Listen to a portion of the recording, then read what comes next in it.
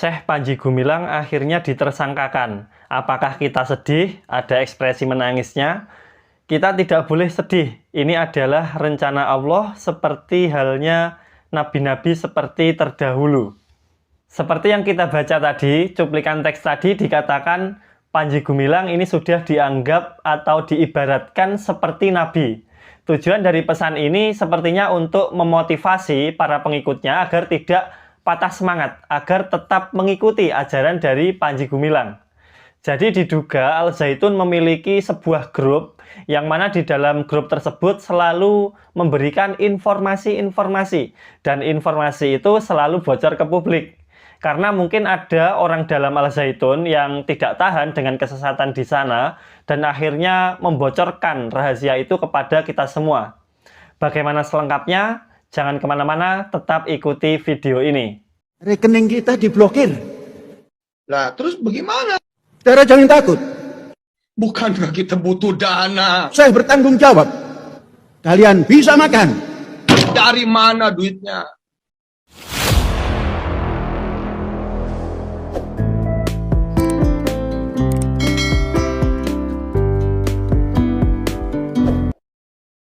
Bismillahirrahmanirrahim. Assalamualaikum warahmatullahi wabarakatuh.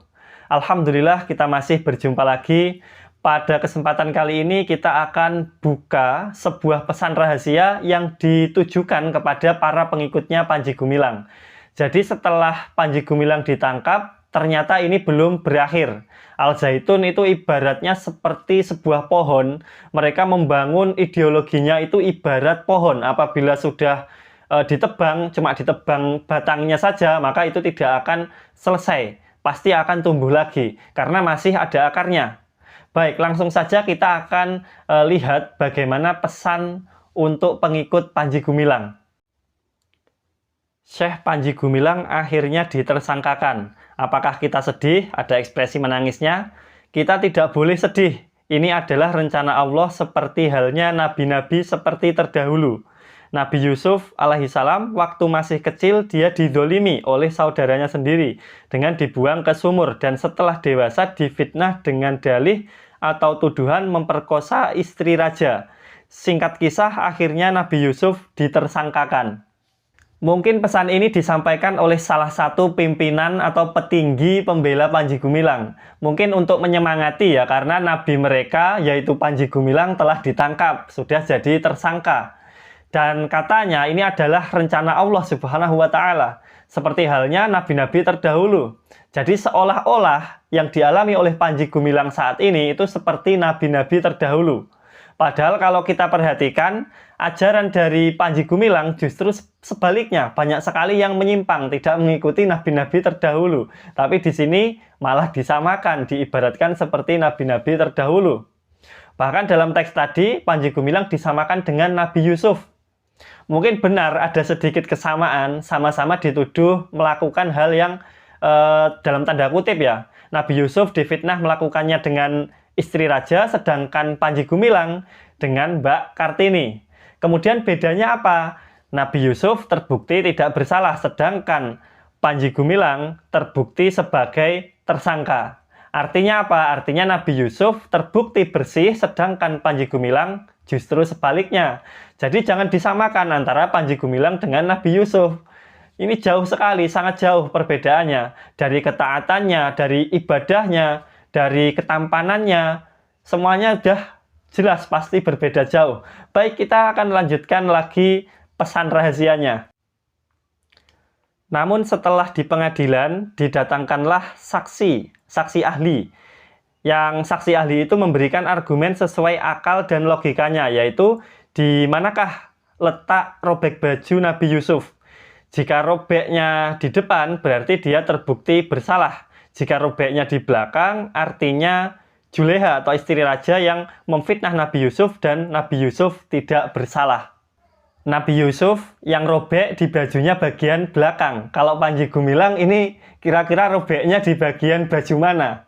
Sudah jelas sekali ya, Panji Gumilang ini robeknya bukan di depan, di belakang, tetapi di mana-mana. Di semua bajunya bisa dibilang robek. Karena dia sendiri yang merobeknya dengan mengekspos, menyebarkan ajaran menyimpang, disebarkan kepada santri-santrinya, bahkan ke media sosial. Bagaimana mungkin seorang Panji Gumilang disamakan dengan Nabi Yusuf? Sangat tidak masuk akal. Kita lanjutkan.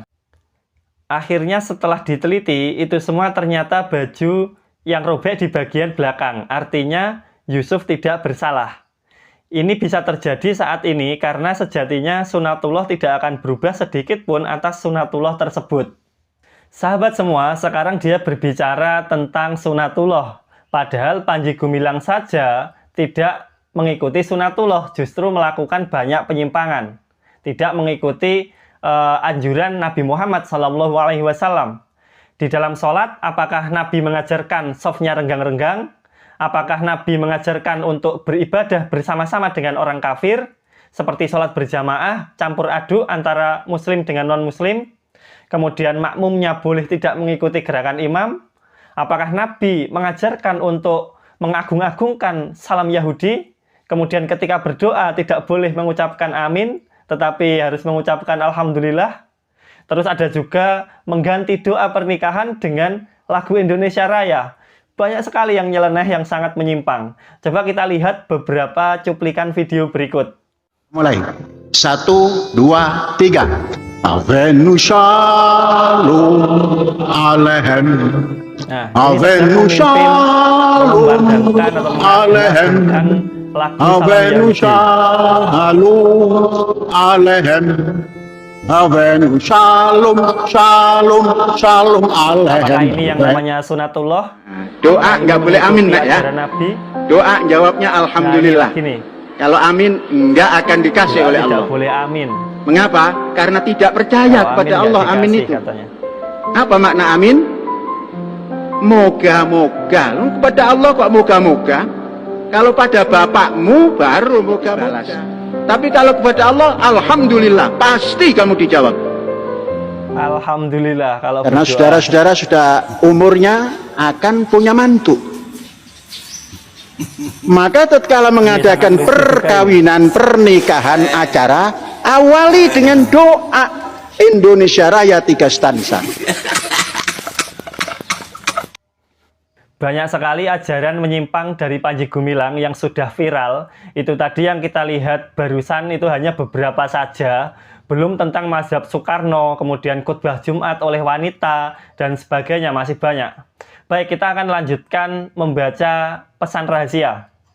Dengan dituduhkannya Syekh Panji Gumilang dengan berbagai tuduhan dan fitnahan, katanya fitnah ya, dan akhirnya ditersangkakan, justru ini adalah awal dari sebuah pengungkapan kebenaran yang sebenarnya. Syekh Panji Gumilang dan tim lawyer akan berperang yang sebenar-benarnya di pengadilan untuk mengungkapkan kebenaran yang nantinya akan didatangkan para ahli-ahli di bidangnya dari para profesor, doktor, dan lain-lain yang akan membela Syekh Panji Gumilang. Yang nantinya kebenaran yang hakiki akan terungkap dan masyarakat akan menilai mana yang dusta dan mana yang benar. Jadi mereka ini sampai sekarang masih belum sadar juga dan masih ngotot seolah-olah ajaran Panji Gumilang itu benar. Bahkan diibaratkan dengan nabi-nabi terdahulu, diibaratkan seperti Nabi Yusuf. Subhanallah. Kita akan lanjutkan pesannya. Ma'had Al-Zaitun ini ibarat Nabi Yusuf yang awalnya dihujat, dibenci oleh saudaranya sendiri. Yang saat ini yang membenci adalah sebagian dari umat Islam. Suatu saat yang menghujat dan membenci akan membutuhkan pertolongan dari Ma'had Al-Zaitun. Entah pertolongan apa ini yang dimaksud.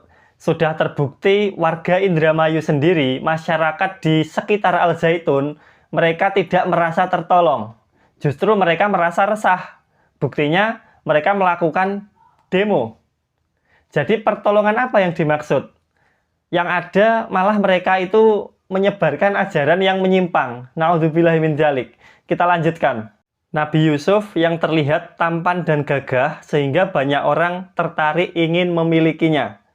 Begitu pula Ma'had yang terlihat megah dan gagah sehingga banyak oknum yang ingin merebutnya. Katanya Nabi Yusuf gagah dan tampan sehingga banyak yang ingin memilikinya. Disamakan dengan Al-Zaitun yang megah sehingga banyak oknum yang ingin merebut Al-Zaitun. Nabi Yusuf tampan dan gagah ini benar, kami setuju. Tapi kalau banyak oknum yang ingin merebut Al-Zaitun, ini kurang tepat. Karena kenapa? Pemerintah itu terpaksa melakukannya karena ingin membina, bukan merebut. Kalau saja ajaran di sana tidak menyimpang, tentunya pemerintah tidak akan repot-repot untuk melakukan pembinaan. Jadi sangat tidak masuk akal jika Panji Gumilang, Al-Zaitun disamakan dengan Nabi Yusuf. Kalau kata Mas Heri Pras, Al-Zaitun, Panji Gumilang itu lebih cocoknya disamakan dengan Yusuf Mansur. Mari kita simak videonya. Bukan disamakan dengan Nabi Yusuf ya, tapi kalau disamakan dengan Yusuf Mansur, top. Ya, Yusuf Mansur dengan Panji Gumilang, top, kolaborasi yang paling top. Dari mana duitnya? Kalau sama Nabi Yusuf, saya tidak sepakat Panji Gumilang disamakan dengan beliau. Tetapi kalau Panji Gumilang disamakan dengan Yusuf Mansur, saya sepakat. Sama-sama penipu. Itu tadi adalah reaksi dari Mas Heri Pras soal Panji Gumilang yang disamakan dengan Nabi Yusuf. Kata Mas Heri Pras, tidak cocok. Lebih cocoknya disamakan dengan Yusuf Mansur. Baik, sekarang kita akan saksikan video kolaborasi antara Panji Gumilang dengan Yusuf Mansur. Mari kita simak bersama. Rekening kita diblokir. Lah, terus bagaimana? Saudara jangan takut. Bukankah kita butuh dana? Saya bertanggung jawab. Kalian bisa makan. Dari mana duitnya? Jangan takut. Dari mana duitnya? Saya punya cara. Apakah kita akan berdiri mengemis di depan orang-orang? Jangan mas. Mas.